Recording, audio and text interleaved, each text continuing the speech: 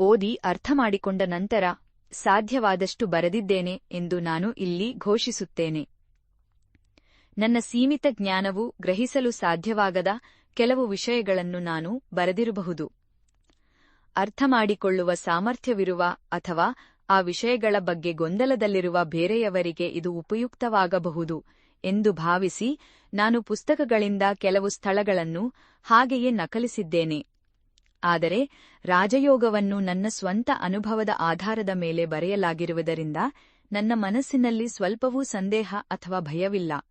ಆದ್ದರಿಂದ ಯೋಗದಲ್ಲಿ ಒಂದು ರಹಸ್ಯವಿದೆ ಎಂದು ಯಾರಾದರೂ ಹೇಳಿದರೆ ಹಾಗೆ ಹೇಳುವುದು ಸ್ಪಷ್ಟವಾಗಿರಬಾರದು ಅಥವಾ ಅವನು ಸ್ವಾರ್ಥಿಯಾಗಿರಬೇಕು. ಯೋಗವನ್ನು ಹಗಲುದ್ದಟ್ಟಿನಲ್ಲಿ ಕಲಿಸಬೇಕು.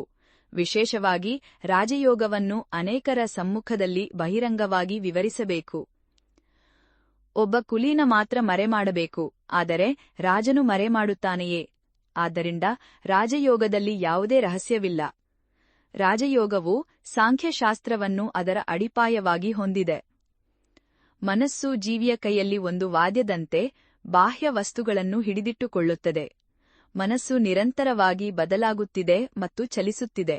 ಆದ್ದರಿಂದ ಅದನ್ನು ಸ್ಥಿರವಾಗಿ ಮತ್ತು ಚಲನರಹಿತವಾಗಿ ಇರಿಸಬೇಕಾದಲೇ ಅದನ್ನು ಎಲ್ಲಾ ಇಂದ್ರಿಯಗಳನ್ನು ಏಕಕಾಲದಲ್ಲಿ ಹಿಡಿದಿಟ್ಟುಕೊಳ್ಳುವಂತೆ ಮಾಡಬಹುದು, ಅಥವಾ ಅದನ್ನು ಒಂದು ಇಂದ್ರಿಯ ಮೂಲಕ ಕೆಲಸ ಮಾಡುವಂತೆ ಮಾಡಬಹುದು, ಅಥವಾ ಯಾವುದೇ ಅಡಚಣೆಯಿಲ್ಲದೆ ಅದನ್ನು ಆನಂದದಿಂದ ಒಂದಾಗುವಂತೆ ಮಾಡಬಹುದು. ಈಗ ನನ್ನ ಪಕ್ಕದಲ್ಲಿ ಒಂದು ಗಡಿಯಾರ ಬಡಿಯುತ್ತಿದೆ. ನಾನು ಬರೆಯುವ ವಿಷಯದ ಮೇಲೆ ನನ್ನ ಮನಸ್ಸನ್ನು ಕೇಂದ್ರೀಕರಿಸುತ್ತಿರುವಾಗ ನನ್ನ ಕಿವಿಗಳು ತೆರೆದಿದ್ದರೂ ಗಡಿಯಾರದ ಶಬ್ದದ ಸಂವೇದನೆಯನ್ನು ನಾನು ಅನುಭವಿಸುವುದಿಲ್ಲ, ಏಕೆಂದರೆ ನಮ್ಮ ಮನಸ್ಸು ಕಿವಿಯ ಮೇಲೆ ಸ್ಥಿರವಾಗಿಲ್ಲ.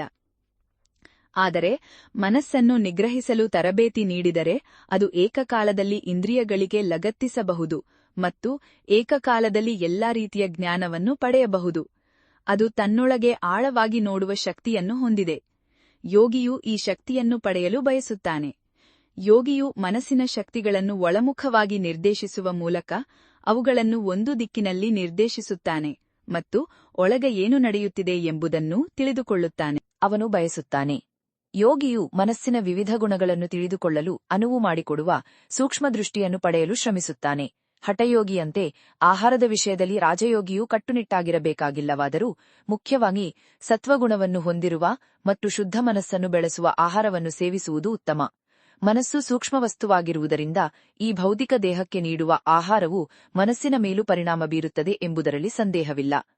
ತಿನ್ನುವ ಆಹಾರವು ದೇಹಕ್ಕೆ ಪೋಷಣೆಯನ್ನು ಒದಗಿಸುವುದಲ್ಲದೆ ಅದು ಮನಸ್ಸಿಗೆ ಆಹಾರವೂ ಆಗಿದೆ. ಮನಸ್ಸಿನ ಸ್ವಭಾವವು ತಿನ್ನುವ ಆಹಾರವನ್ನು ಅವಲಂಬಿಸಿರುತ್ತದೆ ಎಂದು ತೋರಿಸಲು 2 ಉದಾಹರಣೆಗಳನ್ನು ನೀಡೋಣ. ಅಫೀಮು ತಿಂದವರ ಮತ್ತು ಮದ್ಯ ಸೇವಿಸಿದವರ ಮನಸ್ಸಿನಲ್ಲಿರುವ ವ್ಯತ್ಯಾಸವನ್ನು ನಾವು ವಿವರವಾಗಿ ನೋಡುತ್ತೇವೆ. ಇದಲ್ಲದೆ ಆನೆ, ಮೇಕೆ, ಹಸು ಮುಂತಾದ ಕಾಡು ಪ್ರಾಣಿಗಳು ಎಷ್ಟು ಸೌಮ್ಯವಾಗಿವೆ, ಮಾಂಸಾಹಾರಿಗಳು, ಹುಲಿ, ರಣಹದ್ದು ಇತ್ಯಾದಿಗಳು ಎಷ್ಟು ಕ್ರೂರವಾಗಿವೆ. ಆದ್ದರಿಂದ ಮನಸ್ಸಿನ ಸ್ವಭಾವವು ಆಹಾರದಿಂದ ರೂಪುಗೊಳ್ಳುತ್ತದೆ ಎಂಬುದರಲ್ಲಿ ಸಂದೇಹವಿಲ್ಲ. ಈ ದೇಹದಲ್ಲಿ ಕೆಲಸ ಮಾಡುವ ಎಲ್ಲಾ ಶಕ್ತಿಗಳು ಆಹಾರದಿಂದ ಹುಟ್ಟಿಕೊಂಡಿವೆ. ಹಸಿವಾದರೆ ದೇಹ ದುರ್ಬಲವಾಗುತ್ತದೆ. ದೇಹ ದುರ್ಬಲವಾದರೆ ಮನಸ್ಸು ಕೂಡ ದುರ್ಬಲವಾಗುತ್ತದೆ. ನೆನಪಿನ ಶಕ್ತಿಯೂ ಕಡಿಮೆಯಾಗುತ್ತದೆ. ಯೋಗವನ್ನು ಪ್ರಾರಂಭಿಸಿದಾಗ ಆಹಾರದ ವಿಷಯದಲ್ಲಿ ಸ್ವಲ್ಪ ಜಾಗರೂಕರಾಗಿರುವುದು ಉತ್ತಮ. ನಾವು ಅಭ್ಯಾಸದಲ್ಲಿ ಸ್ವಲ್ಪ ಉತ್ತಮರಾದಾಗ ಮತ್ತು ಮನಸ್ಸು ನಂತರ ಬಲಗೊಂಡಾಗ ಆಹಾರದ ವಿಷಯದಲ್ಲಿ ನಾವು ಅಷ್ಟೊಂದು ಜಾಗರೂಕರಾಗಿರಬೇಕಾಗಿಲ್ಲ.